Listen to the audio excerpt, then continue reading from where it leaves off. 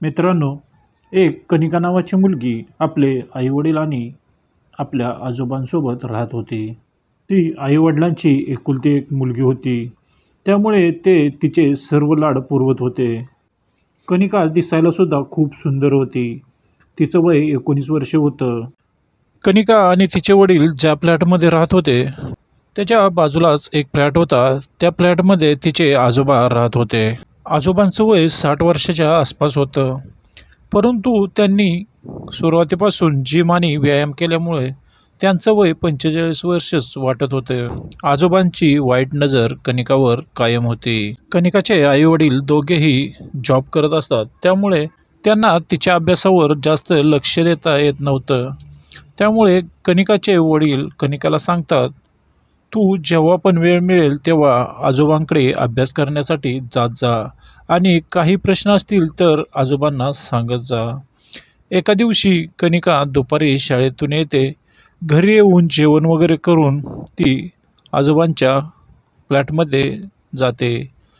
आजोबा जेव्हा फ्लॅटचा दरवाजा खोलतात, कनिकाला बघताच ते कनिकाला उचलून घेतात आणि डायरेक्ट त्यांच्या बेडरूममध्ये घेऊन जातात आणि त्या बेडवरती तिला झोपवतात आणि तिच्यासोबत असं काही करतात की तुम्ही सुद्धा ऐकून हैराण व्हाल. म्हणूनच मित्रांनो, ही कहाणी शेवटपर्यंत बघा, कारण ह्या कहाणीमध्ये शेवटी एक सीख मिळणार आहे. मित्रांनो, तत्पूर्वी एक नम्र विनंती आहे, तुम्ही जर चॅनलवर नवीन असाल तर चॅनलला सबस्क्राईब करा आणि व्हिडिओ आवडल्यास व्हिडिओला लाईक करा. मित्रांनो, ही कहाणी हैदराबादच्या एका कुटुंबाची आहे.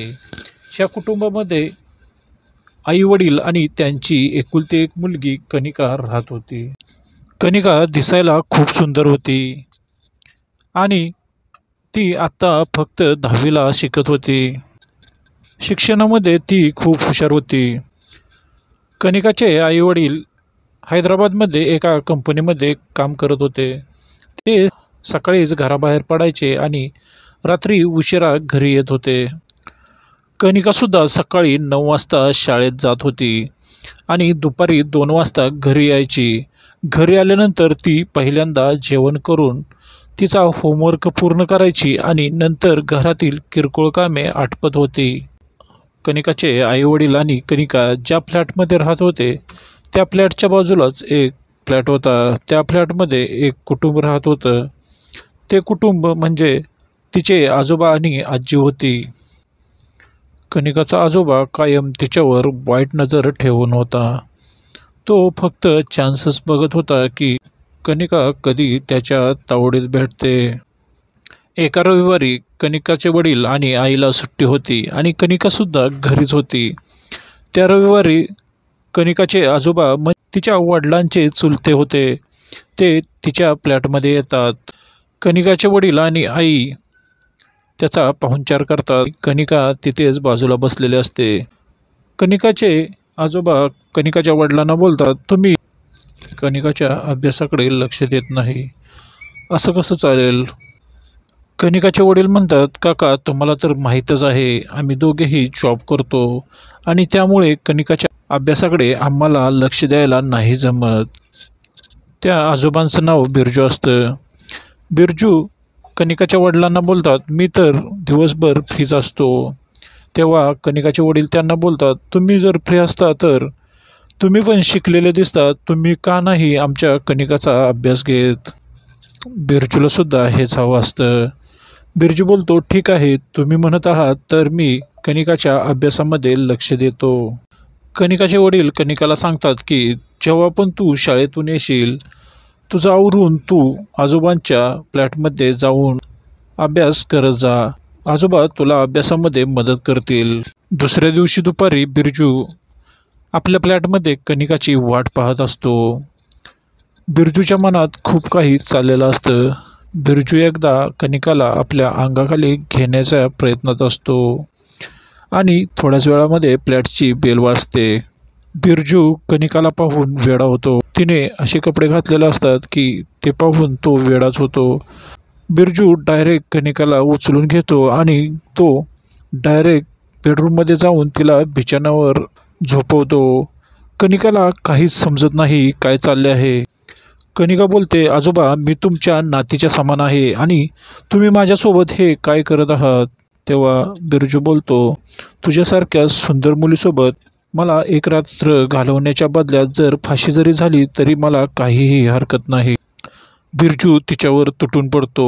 कनिका त्याला रिक्वेस्ट करत असते, आजोबा मला सोडा, मला खूप त्रास होत आहे. परंतु बिरजू तिचं काहीही ऐकून घेत नसतो. तो जवळजवळ 2 तास कनिकाच्या शरीराशी खेळत असतो आणि जेव्हा तो थकतो तेव्हा कनिकापासून बाजूला होतो. तो कनिकाला बोलतो, ह्या गोष्टीविषयी जर कुणाला काय बोललीस तर मी तुझ्या आईवडिलांना ठार मारून टाकेन. कनिका घाबरते. कनिकाला उठताही येत नव्हते, परंतु ती लंगडत लंगडत तिच्या फ्लॅटजवळ येते. मित्रांनो, कनिका हुशार होती, बहादूर होती. ती तिच्या फ्लॅटमध्ये जाऊन तिच्या आईवडिलांची येण्याची वाट बघत होती. जवळजवळ 7-7:30 वाजता तिचे आईवडील घरी येतात. आईवडील घरी आल्यानंतर कनिका जे काही घडलं ते सर्व आईवडिलांना सांगते. हे सर्व ऐकल्यानंतर आईवडिलांच्या पायाखालची जमीनच सरकते. लगेच आईवडील जवळच्या पोलीस स्टेशनला दाखल होतात आणि तिथे जाऊन बिरजूच्या विरोधात तक्रार दाखल केली जाते. पोलीस लगेच त्यांच्यासोबत जातात आणि बिरजूला बेड्या घालून पोलीस स्टेशनला घेऊन येतात. बिरजूची जेव्हा चौकशी केली जाते तेव्हा बिरजू हसत हसत म्हणतो, एवढ्या सुंदर मुलीशी मला जे काही करायचं होतं ते केलं. मला आता कोणतीही पर्वा नाही. मला तुम्हाला जी शिक्षा द्यायची आहे ती देऊ शकता. मला काहीही वाटणार नाही. पोलीस त्याला कोर्टामध्ये पेश करतात आणि त्याला आजीवन कारावासाची शिक्षा होते. मित्रांनो, ही कहाणी ऐकवण्याचा उद्देश कोणाचंही मन दुखावणं किंवा कोणाच्या वैयक्तिक आयुष्याशी खेळणं नसून फक्त तुम्हाला सतर्क करणं आहे. मित्रांनो, भेटूया पुढच्या व्हिडिओमध्ये. तोपर्यंत जय महाराष्ट्र.